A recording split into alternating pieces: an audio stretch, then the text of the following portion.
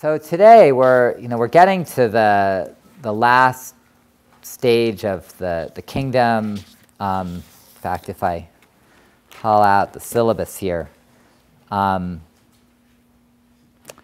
will be some parts of the last lectures that are addressing the kind of transition out of the world of the kingdoms of Israel and Judah and into the world of early Judaism, which is the great transition after there is no more Israel, there is no more Judah as an independent kingdom. But then there will be, two or three kind of more thematic type ones. Today, we're still in the period of the kingdoms, but we're now in the time when, significant chunks of the Bible were written, and other chunks of the Bible that might have been based on older stuff were put in a form that begins to look more like what we have. And so I sent you a note of reminder, and if you looked at the syllabus, you'd have seen that today we're going to look at the book of Jeremiah and the phenomenon of prophecy, especially prophecy as it's written in the Bible. So I start on this topic by just telling you what you wouldn't already know, which is, let's see, if I back up just a little. When you're looking at the Bible and you know something about the larger ancient world, you go to one of these books of translations of other stuff from Mesopotamia or Egypt or something like that, then one of the things that you could wonder is, well, what in the Bible is really like something that you have outside the Bible? And what in the Bible is really different? It's just unique to the Bible, whether it's unique to Israel or not. But it's somehow the process that led to the writing of the Bible, the particular culture, in some cases the particular religion, just produced something different. And, well, there's a lot of stuff about the Bible that's different. But, there's history writing texts. There are like Psalms, things like that. We actually have those, prayers, Psalms that are from other cultures. Writings like Proverbs, wisdom, stuff like that. We have history, though it's a little different format. But one of the biggest pieces of the Bible are these, consists of this collection of writing that's identified with prophets. I don't know if this rings a bell. Remember when I talked about the Bible and I said that the whole second part of the Bible was called prophets, which was Nevi'im. Sound familiar? So the first part of that was history, but the second part of it was these books. And there were 3 long ones, I said, and there were 12 short ones. The 3 long ones are Isaiah, Jeremiah, and Ezekiel. It's Jeremiah, the middle one that we're going to look at now. But this stuff, these books, are unlike anything from Egypt, Mesopotamia, any other place in the ancient world. Classical world, Greece, there's just nothing like this stuff. And so even if you're not interested in ancient Israel, but you're just interested in the ancient world, you could come to the Bible and think, what is it? Like, there's something that I could learn about the ancient world just from this material. So the goal today is to think about what this stuff is, because it's not like anything else, never mind in the world of Israel, nothing like anything else in the ancient world that we know. So to get us started, I just wanted to get a little bit of a sense for what your impressions are, I guess, as I start the topic. Biblical prophecy. I hope you read a little bit of it in Jeremiah. So what could you tell me about what it is? So those 15 books, especially when I don't mean Elijah or something like that. So I mean Isaiah, Jeremiah, Ezekiel, Hosea, Joel, Amos. You don't need to know the rest, right? This list. What is this stuff? If you just told me, what is biblical prophecy? Is it like, the millennium? The world is going to come to an end in 2000, except for that it didn't. Yeah? Go ahead. It's less like into the future Okay. Happened, and it, for Jeremiah, was he spoke the word of God, which he got directly from God to the people, and it was more like God was speaking to him while he was speaking to the people. Okay. I mean, so I don't know if you could hear all that, right? But so, for one, it's less focused on the future, you said, and more, you didn't quite put it this way, but more on the present almost, or at least the present for this guy, or at least whoever's writing that way. And it's as if, at least, he's getting the words from God and then speaking them. But of course, so anybody? So what actually is going on in the book? Yeah, go ahead. Bits of it in Jeremiah were kind of like a message or a warning. Okay, so a message or a warning, and that's interesting, right? Because the message part is focused on the present, or at least when you use that language. Warning has a little future built in, to potentially, especially if things might go bad. So in terms of types of messages, right, you focused on that. How about in terms of types of writing and what these things are? Like, say you're just working off of bits you read from Jeremiah, which is what I at least asked you to read. So what is this as a book? And so, for instance, if I go back to the first comment about it being less focused on the future, he gets the words from God, and then he kind of says them to the people, it seems. But how do you know that? Like, what is he actually doing? Well, go ahead. I mean, isn't he just he's kind of giving an explanation for events? Okay, there's an explanation for events. He's writing, though. So for one, like, so if he's giving an explanation for events, which I like, so that's also related to the sort of present focus and the warning. But when you picture him speaking, but of course he's not speaking. What he's doing is writing, or at least what someone is doing is writing. And of course, you, I hope, took a look at Van der Toorn.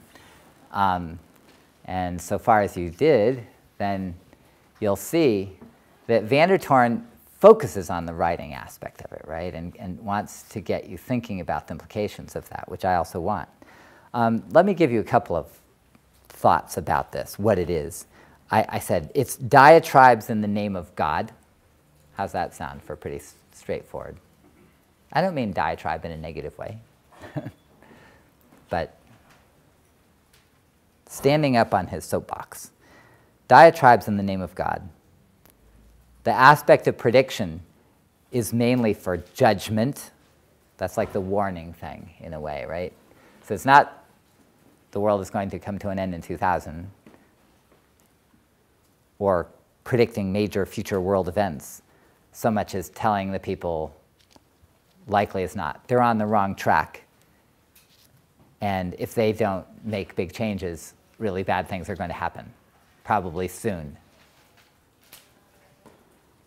Sometimes prophets will speak of hope, but when they speak of hope, it's either always or at least almost always because something bad has already happened.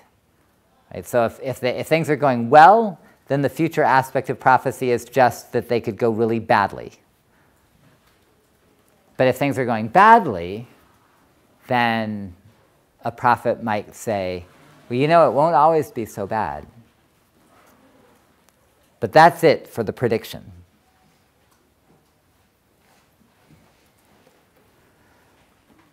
So that's the sort of present-future angle. Now here's another way I want you to think about this. What is biblical prophecy? It's a set of collections of writing.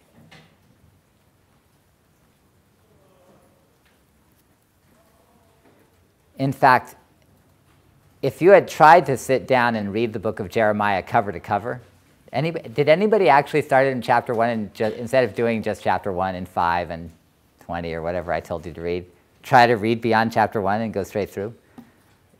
Has anybody, would you confess to having done this in public? Maybe not, right? you actually read the book of Jeremiah voluntarily. Well, try it sometime, like when nobody's watching, you don't worry what people will think about you. And don't feel bad if you don't get very far, because it's not really a story, right? So you could pick out 3 or 4 lines or something and think, oh, that's pretty powerful if you stick with just the 3 or 4 lines, but it goes on,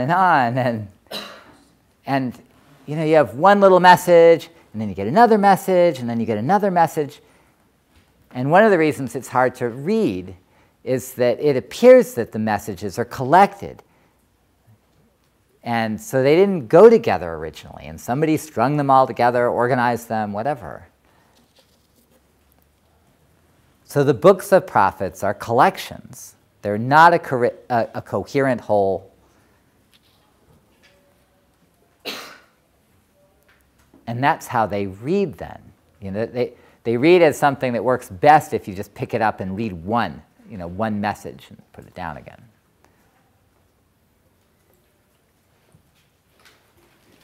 And then finally, the last thing that I want you to get out of this business of what is biblical prophecy is that it's prophecy mainly by the notion of writing or speaking in God's voice. Writing or speaking in God's voice. Not because it's prediction, but also not by being connected to the named person.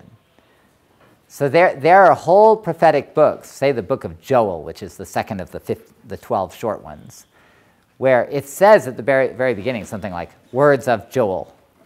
And then the entire book never mentions Joel. Joel's not a character. Joel's never said to receive messages. You don't care what's going on in Joel's life. It's just prophecy. And that's what makes it prophecy. You may have the person as a real person. You may have a voice that sounds like it at least is connected to somebody who's a prophet. But the way these books work is based on writing or speaking in God's voice. That's what makes it prophecy. Okay? So then, I mean, the other question, and I won't make this into something for you to answer. We'll get to a text in a minute. Is how do you expect a prophetic book to have been created? Like how do you expect? So if I tell you got this God's voice, you got these names attached, right? Isaiah, Jeremiah, Ezekiel, Hosea, Joel, Amos, and there's every one of these books has a name of a prophet that it's associated with. So if you have these names, like just take the big ones, Isaiah, Jeremiah, Ezekiel, at least in some traditions, they think, okay, book of Isaiah, written by Isaiah. Isn't that what a prophetic book is, right? But like I said, with Joel, for instance, it's got the name on the top, but it's got nothing about Joel in it. So, I mean, you could say it was written by Joel, but how would you know? Or does it even matter? Because it's got no connection with anybody named Joel. And so you can come to a book like Isaiah, which in fact does mention Isaiah early on. It's in the heading at the very beginning. And then Isaiah is named about 5 times in the book. That's a little bit of an underestimate. Because there's a section in parallel. Remember the Sennacherib thing with which we went through in class, where Sennacherib's attack on Jerusalem? So that's in Isaiah also, and it mentions Isaiah. But other than that, there's probably about 4 references to Isaiah in the whole book. And they're all in like the first 14 chapters. So what then? Like the whole rest of the book, which is 66 chapters long, so you got another 40 chapters, 50 chapters to go, and you never mention the guy. And a lot of it's not even in the first person. So what do you do with that? And the point in Vandertorn, for one, is instead of thinking about prophetic books as being kind of the memoirs or the journal, personal life journal, my life with God, what God said to me, that's, the named prophet, Isaiah, Jeremiah, Ezekiel, that he was saying, think of the books as more scribal. And when he says scribal, he means professional. That there's a profession, like being a lawyer or a doctor or a computer software engineer or something like that. Imagine somebody with that that technical specialization. So here's today's goal: to understand how far even the passion and intermediary, no, that's not what I wanted. Sorry, can't read my own writing. How far even the passion and the immediacy of biblical prophecy reflects the work of professional scribes. To understand how far even the passion and immediacy of biblical prophecy reflects the work of professional scribes. Okay, now I'm ready, Mari, for Jeremiah 20. I'm going to close this.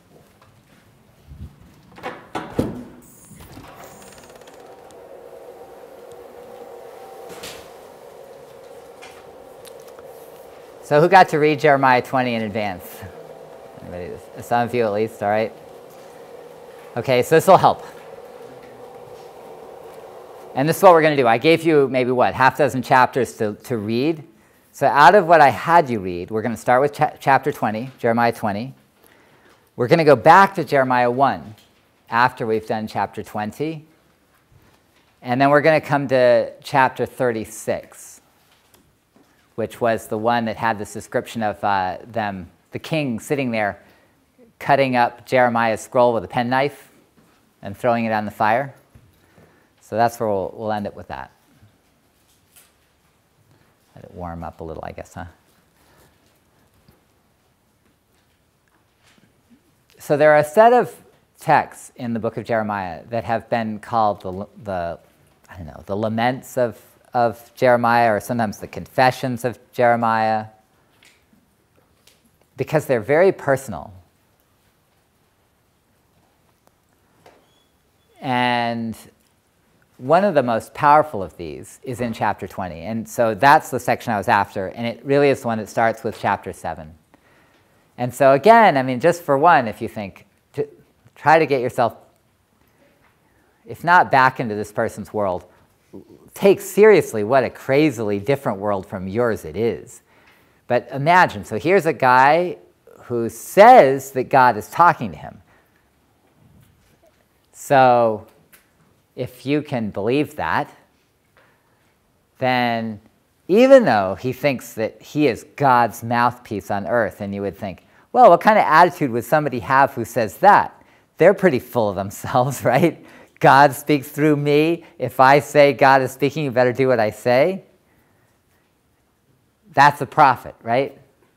And yet, these are the words of somebody who's understood to be that prophet, right? And it's not exactly what you might expect. So here he goes. O Lord, right? This is just Yahweh. You have enticed me, and I was enticed.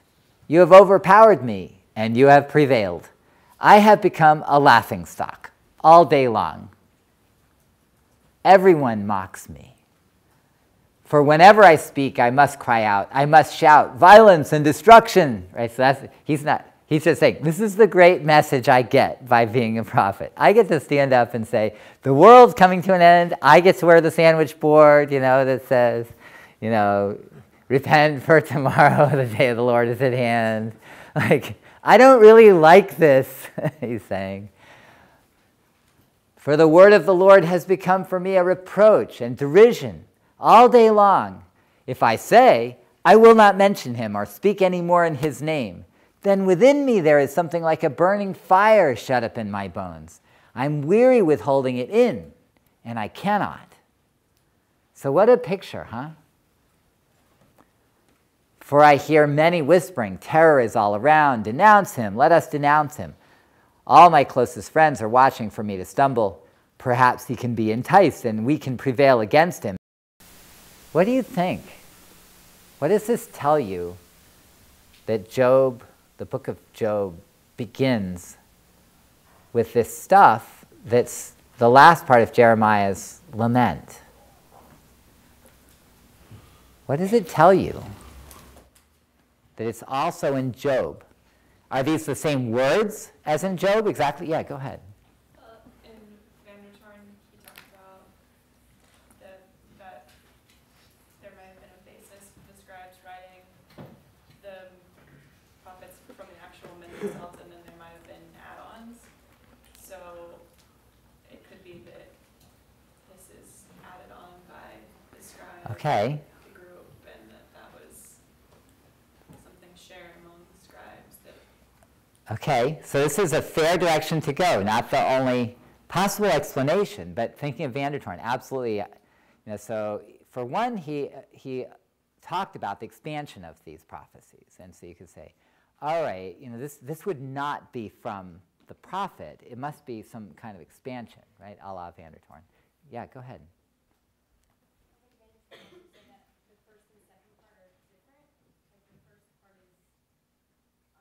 Of the book, you mean, of Jeremiah? Do you remember what the differences were? Did anybody remember this? So he said chapters 1 to 25 are more about his words, and the second part, sort of 26 to 44 or something like that. Yeah, I mean, I think he used Latin words or something, but the second word was more or less Jeremiah's acts. I'm trying to remember the word he used. But, and that's the part that has this long, I mean, I didn't give you this to read, but the chapter 36 that you read was part of it, and probably the 38, where it's just talking about his life. I mean, that's where it's describing the king cutting up his prophetic scroll and stuff like that. So where are you going to go with that? If it comes back. But if you're, so again, keep in mind that I'm saying, what do you learn by, so if you're thinking of the two different parts, and this is in part 1, I don't know if it'll help, bring it back, right? But, well, I interrupted you. It's my own fault. But the question again is, must this be an addition? Okay, I got another text. Psalm 38.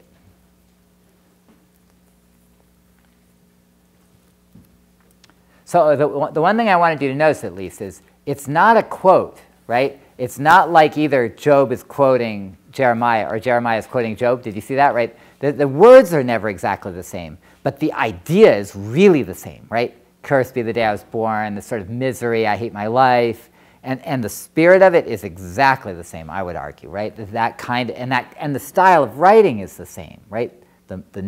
And the first person is the same, right? My life, it's horrible, cursed be the day I was born. All right, so this is a psalm, and there are a lot of types of psalms. The psalms are very individual. There's 150 in the book. Each one is really a separate work, though sometimes they've been collected in ways that combine them, and it's possible that they've been revised in ways that highlight those combinations. But overall, you're in a psalm, that's where you are. There's no use trying to know what's in the psalm ahead of it or behind it. Some proportion of the Psalms, especially in the first part of the book, are sometimes called laments, a little bit like what Jeremiah was doing. And they are first person, and they are praying to God, speaking to God, and they are in the voice of someone who is not very happy. And in that sense, they're a little bit like Job, right? The chapter 3 of Job. So, it starts, "O Lord, do not rebuke me in your anger or discipline me in your wrath." But of course, really the reason he's saying this is because he feels like he's already been rebuked plenty. "For your arrows have sunk into me and your hand has come down on me." Like I'm already sitting here suffering badly.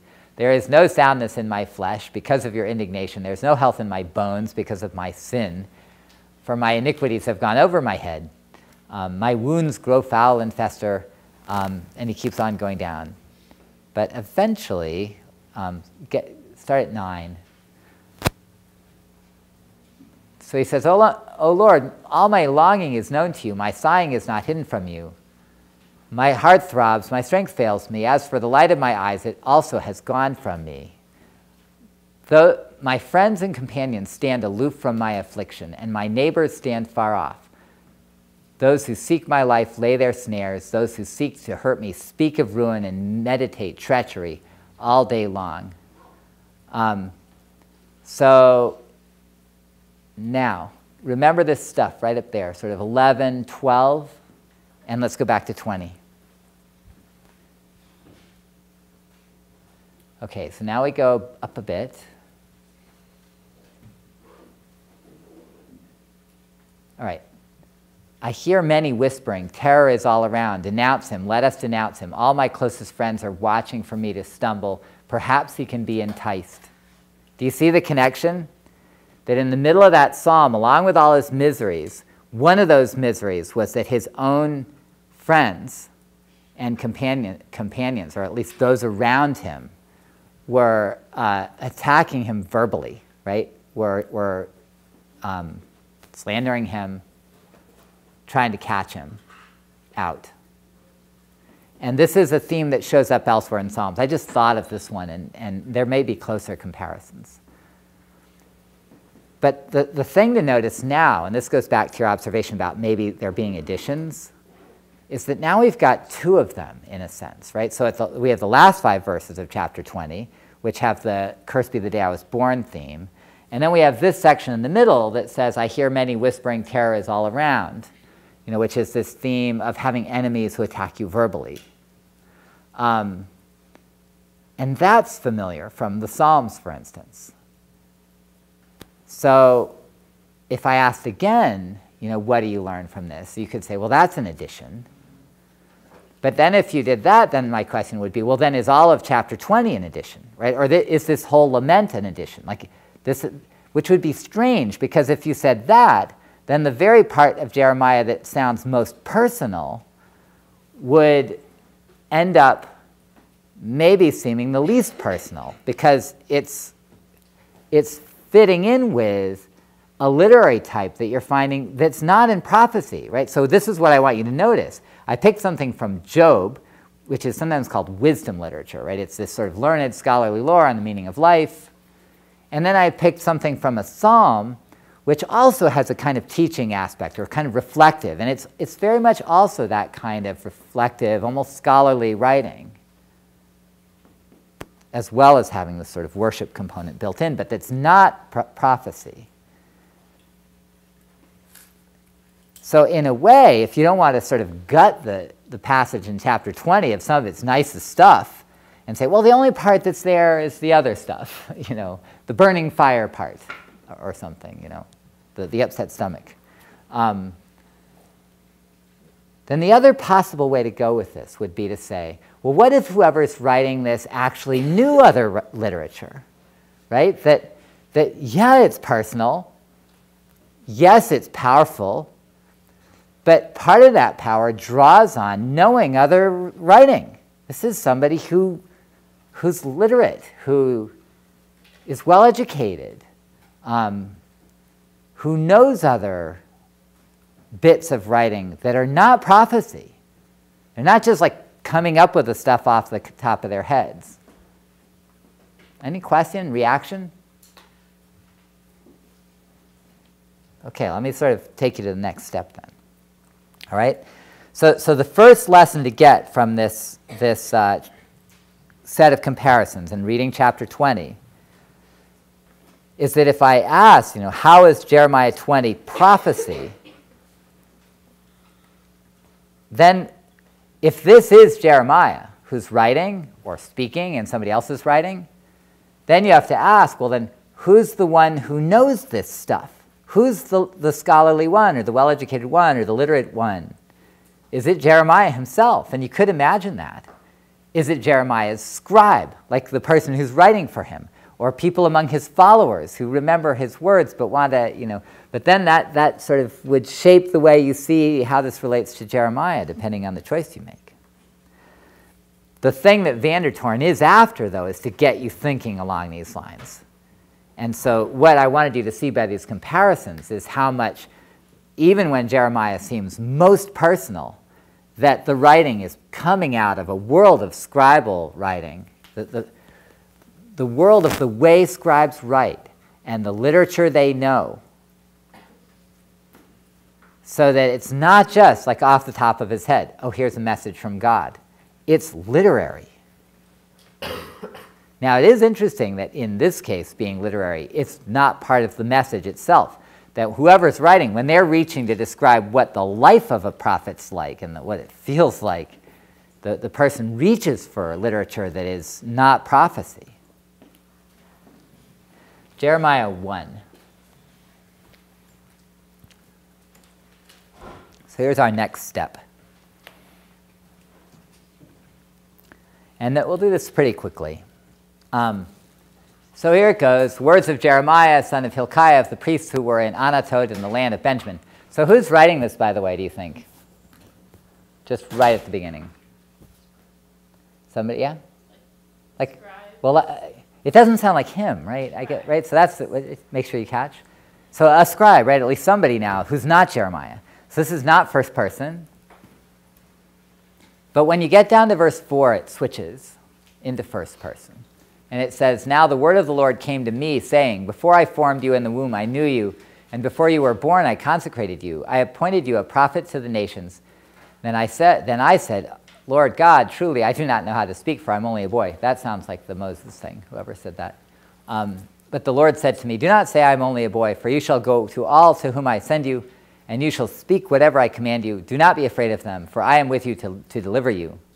Then the Lord put out his hand and touched my mouth, and the Lord said to me, now I have put my words in your mouth. See, today I appoint you over nations and kingdoms. And then off he goes, and he starts his messages. Do you see a connection between this and chapter 20? Do you want me to go back to chapter 20? Okay, let's go back to chapter 20. Thanks. All right, so go back to the top. Yeah, verse 7. So if you look at these first, 4 or 5 lines, do you see the connection? Somebody? Yeah. It kind of seems that God gave him warning that this was going to happen. Like, he was going to be mocked. He was going to say it anyway. Okay. He recognized the builders struggle with it. So does it say that in chapter 1? It didn't exactly say that, I think. Though he does say, I'm not sure I'm up to it, right? I don't know. He said, I'm just a boy. God says, don't worry. Yeah. Yeah, I was going to say in both cases it seems like he doesn't want the task that God's given him. That's good, right? So in both cases he doesn't want it. Other reactions, there's a sense of calling, right? So he doesn't want the task. He's been given it. And in a way he has no choice. In fact, interestingly, it goes back to his birth. So for the whole thing of him saying he wished he'd never been born at the end of the other one, that this takes you back to his birth. And it says, in fact, I don't know if you remember the picture from the other one, but it says he wished he had been stillborn, right? That his mother's womb had been his grave, so that he died before he came out. And in this one it says, wherever it is, oh no, the other one, don't worry. What it said was something like, while I was still in the womb, you called me. So it takes that whole idea and it sort of turns it on its head. But they both address this business of him being called. And the one thing that I wanted you to see here is the section where he says, if I say I will not mention him or speak any more in his name, then within me there is something like a burning fire shut up in my bones. I am weary with holding it in, and I cannot. And so there's this sense that he must speak, which is shared with the calling, right? That explains why he must speak. So here's the question then. It seems like someone has connected these. Now, I mean, or at least that they go together. The someone could be Jeremiah himself, you could imagine. But, of course, we can see, at least from the introduction to this, that someone has been organizing this. It's not as if we just have Jeremiah himself writing everything. Someone has been connecting it. And then a question would be, how do you know which was written first? How do you know which was written first? Would you assume that the chapter 1 was written first because it's first? Or would you go the other way? Somebody got an idea? Where do you go with that? Which one was written first?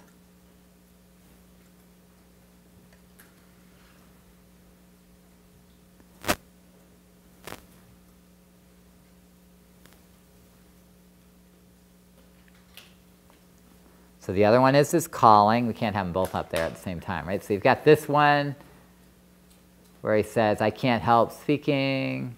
I hate my job. You've got the other one that says, okay, I was just, there I was, innocently. And God comes along and says, all right, here's your job. And he tries to beg off. I'm too young. God says, don't worry, I'll look out for you. Chapter 20, he doesn't seem like he's been looked out for very well. It doesn't feel like it, at least. So which one's written first? Yeah. Well, for chapter 1, because he seems like a young boy. So I suppose the question is, so this is absolutely reasonable, right? To think, well, he seems young, and it sounds like the voice of someone who hasn't had all the bad experience, maybe you could say. But of course, then a question would be, just because this is what he's describing, chapter 1, what's not up here now, is that when it was written? It's one thing to describe it. It's another thing to write it. Of course, which raises the question of how prophecy is done. Is it you say the words and you write them right away? Or is there a delay and some kind of process? Well, so let me at least propose the possibility that it could be the other way around. Like if you put the two together and you say, which one of these is pretty easy to read and which one's harder to read, then I've kind of set it up for you. The first one's easier. Like, okay, that's interesting. I wouldn't have this experience, or maybe hope not. But okay, if God says deliver a message and God reassures you, yes, it'll be okay. He gives you the words. He says, I'll look out for you. Then okay, go ahead. I was gonna say, yeah, I think the first chapter is kind of like so nicely written, it's like almost like a poem. Yeah. Something that would naturally be said. I feel like it's something that was kind of like rearranged and. That's interesting, that you reacted to it as if it was more artificially structured almost. That's why I feel like it was easier to understand. It seemed like it was more for the reader. Huh, that's interesting. This chapter seems more like cut up and it seems more like natural. Huh, that's interesting. From the gut. Yeah, well, so, I don't know, of course. I don't have this as some kind of inside information. But given that chapter 20 is so hard, just the contents are hard even, right? It represents such struggle. And religiously, if you think, okay, this is the Bible, remember? And you're reading this, and you say, is this okay? Like, can a prophet talk like this? Then part of what chapter 1 does is it sets you up and says, don't worry, in the midst of the heat of battle, Jeremiah might be wishing that he had never been born, and he might, hate his job, even though he gives this very passionate statement of how he has to do it anyway. But chapter 1 kind of helps you understand the whole situation. That yes, this was all arranged from when he was born. In fact, God really did take care of him when he was born. It's a good thing that he was born. It's not a bad thing, even though Jeremiah might have thought it was for some point. But of course, then this is an interesting question. If chapter 1 is set up in this way that kind of makes it manageable to read chapter 20 when you get there, then it's possible that whoever wrote it, whether it's Jeremiah or a scribe or somebody else, or at least not his own scribe, somebody later, no matter how it was done, it's possible that Jeremiah 1 was written after, or at least put there after, in order to help you understand passages like chapter 20. And so far as this could be the case, what I'm really after is to help you then see that aside from then the individual passage in chapter 20 that echoes the language of these other parts of the Bible, the structuring of Jeremiah as a book is literary in a sense, right? That it's provided you a guide, whether again it's Jeremiah or somebody working after this.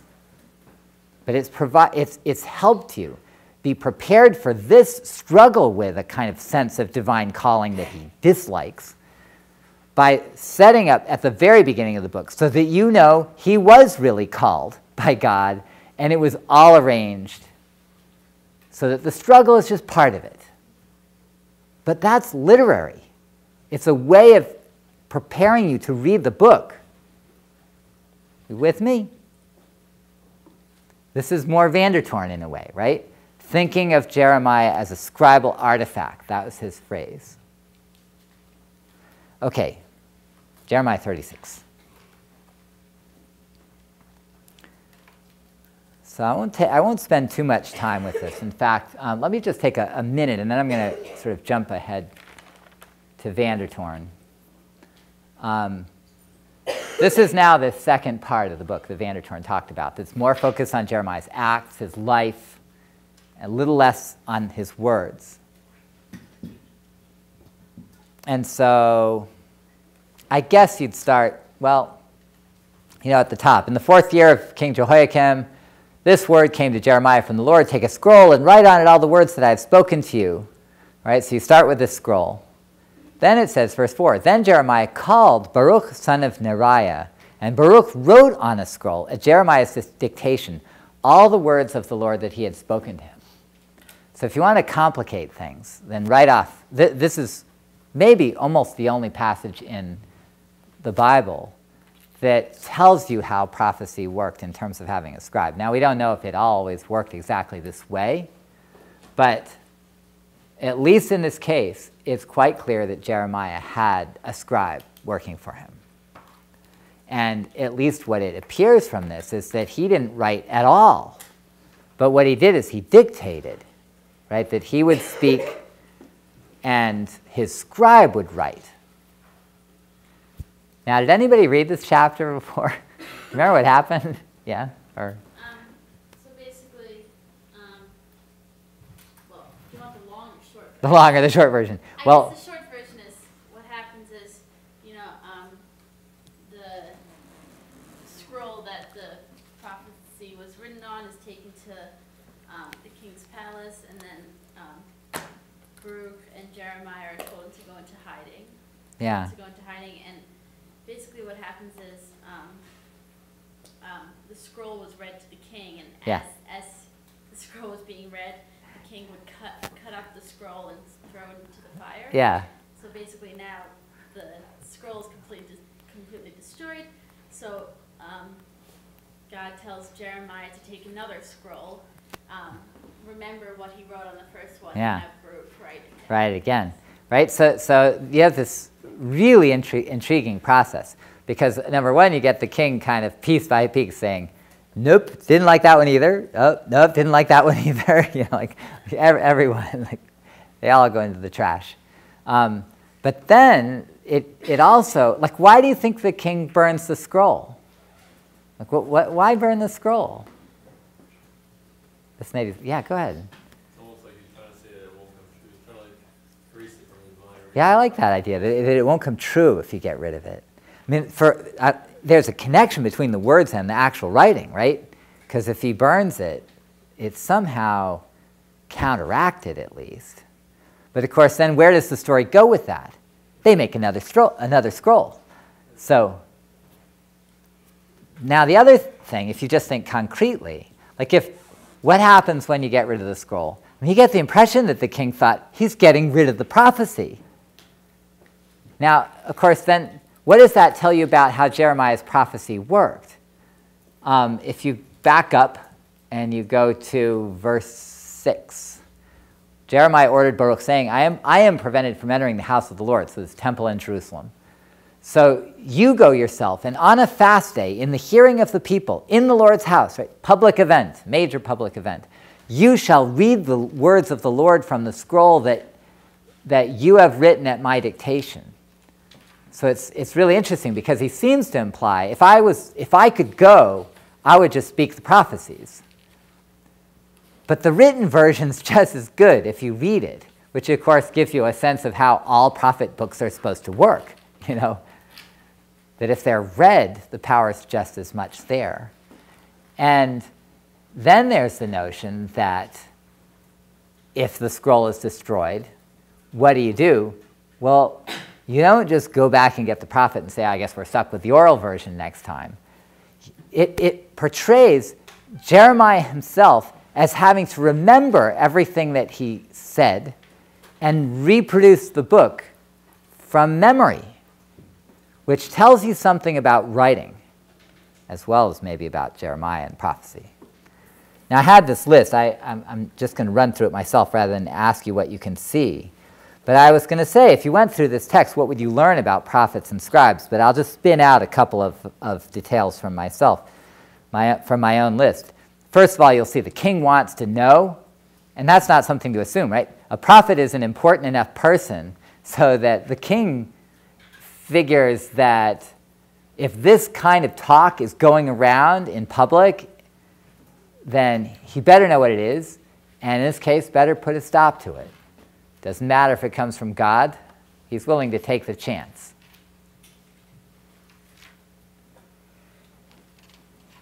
Notice the professional scribe. And it seems like this isn't just somebody that Jeremiah picked up off the street. Oh, I need something written. Can you do it for me now? But it's somebody who works with him on a regular basis. It's his personal scribe.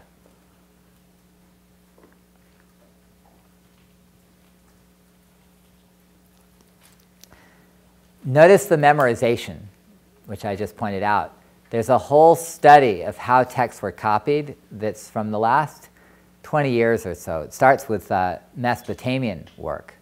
But it's appearing increasingly that the way people copied many texts, at least, was by memorizing them and then writing them, rather than by looking at this page and copying letter by letter of the other page. Yeah? I don't know, why would you say it's memorization instead of saying it's the same way you wrote it the first time and you read it the second time?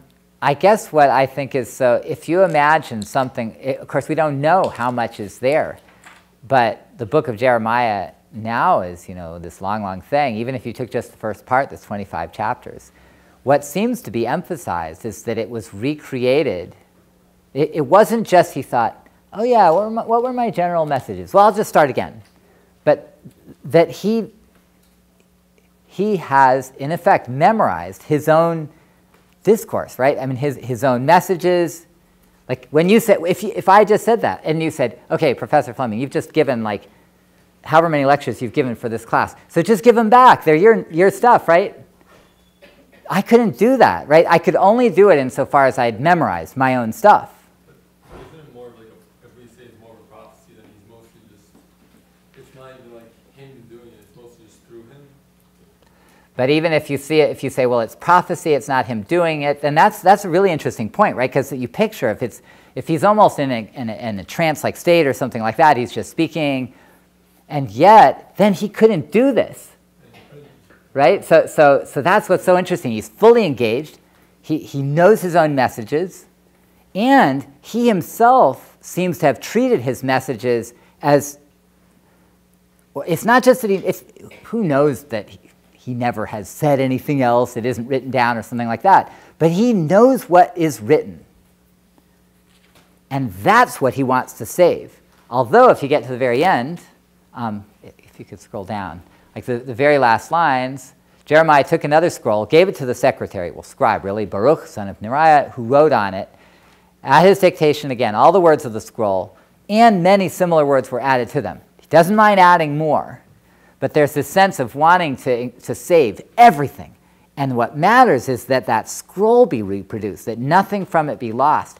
And it's assumed that Jeremiah himself is able to reproduce it, which is fascinating. But not only is it interesting in itself, it seems to reflect the way we are learning that scribes learned, that they actually memorized their texts.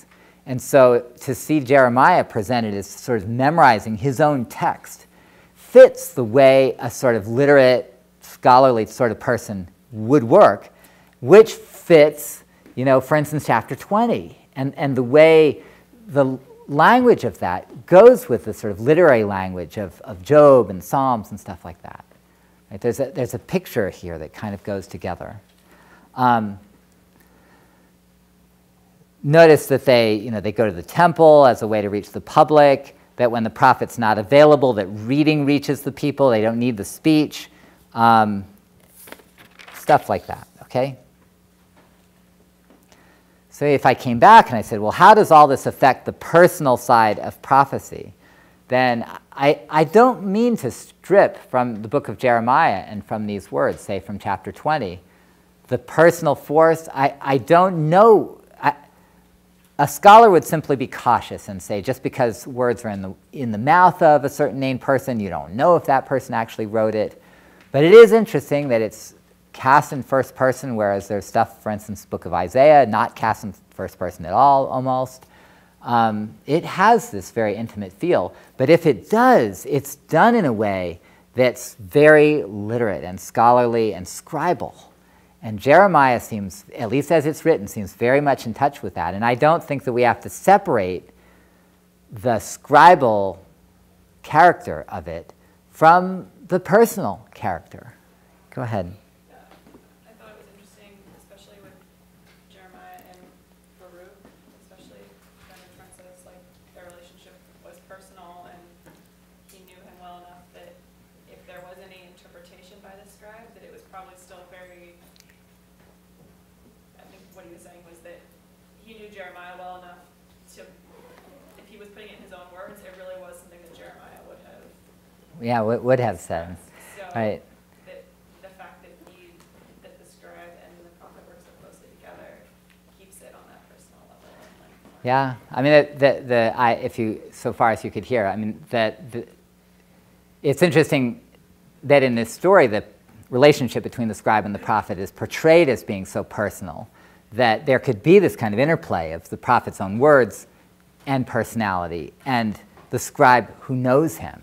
And yet, of course, you can imagine that that scribe also is presenting him in some way. And so there ends up being this very interesting feedback loop where you think, well, you know, where am I seeing Jeremiah and where am I seeing Baruch, even in the picture? And of course, you can't separate them. It's the nature of the beast, at least the one that's presented in Jeremiah. But even just this one picture, and we don't know that all prophecy worked exactly this way, can really adjust our assumptions about how prophetic writing would work. Now, in the last few minutes that I've got, I just want to walk you through a couple of high points from Van der Toorn. I went through and reread it myself, and these are just some things I want you to get in connection with this business of prophecy, but prophecy as a scribal artifact.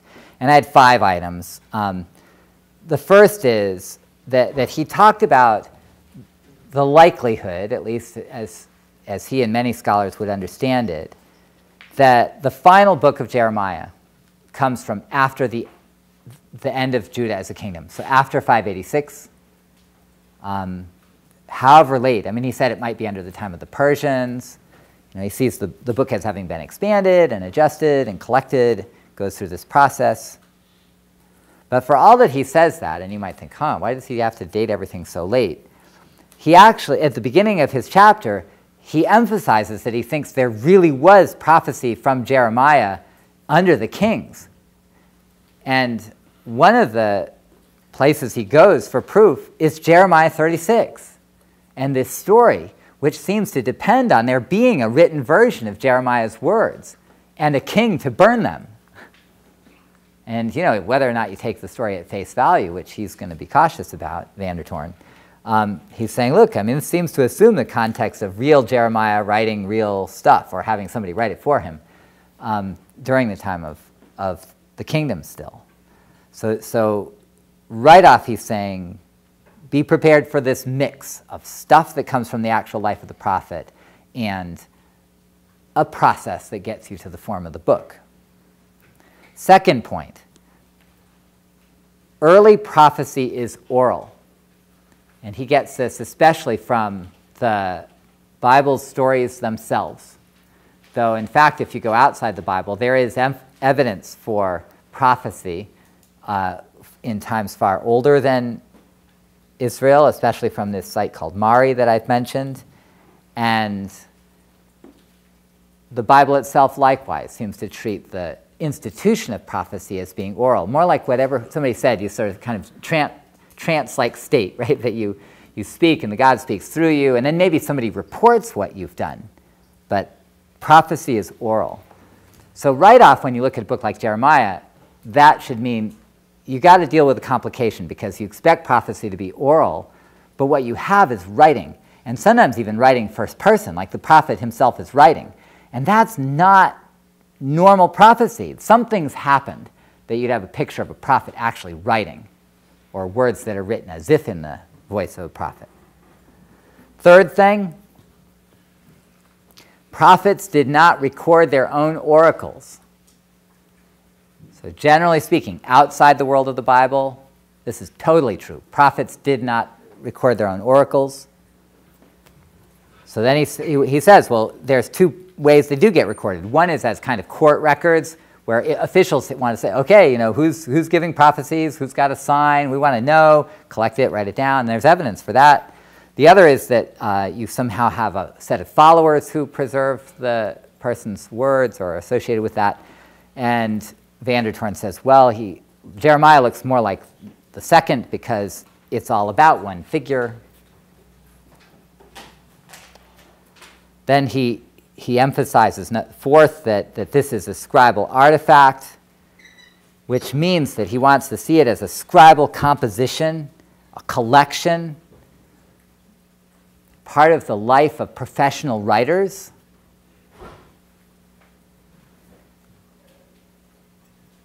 And then finally he talks about this expansion. This is what we were thinking of earlier on, about the expanding books.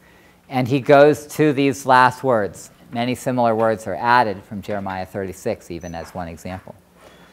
Okay, so in the end, what I hope you can see is that however the writing of a book like Jeremiah worked, and whoever Jeremiah really was, and whoever Baruch really was as his scribe, these books are something different than old times prophecy because they become scribal, they become literary, they write to persuade, and disentangling the relationship of prophet and writer becomes a whole separate story, and there's nothing like it in the ancient world, this kind of combination of prophecy as literature. And it's one of the wonders of the Bible, in a sense, that there's such a thing even out there. It's not as if you just go hunting for a comparison in the ancient world and say, oh, they were already doing it over in Babylon. No, they weren't. It was invented here. Okay, see you Wednesday.